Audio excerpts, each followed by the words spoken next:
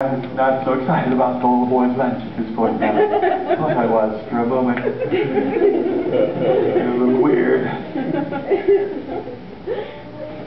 Verse 10. Tell everyone to sit down, Jesus said. Again, Jesus is playing with them. He hasn't told them what he's going to do. He's like, have everyone sit down. Have a seat, my friends. And do what? Are we going to play rock, paper, scissors in groups? What's the plan here, Jesus? Have them sit down.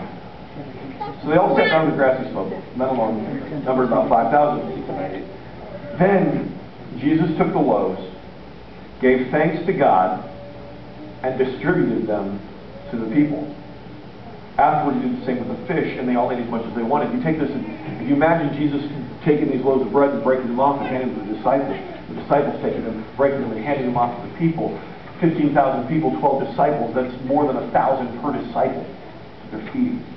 So they're probably handing off to someone else who's breaking the piece of bread and saying, "Here, you have a piece, and there's more. There's always more." And somehow there always seems to be a little bit more. And they do the same with the fish. And there's always more. There's always more.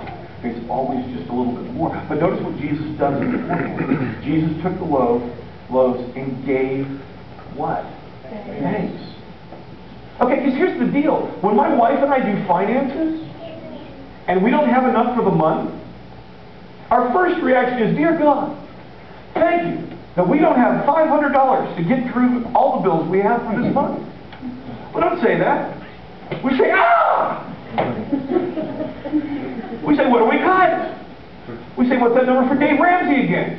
We go, "I'm so happy."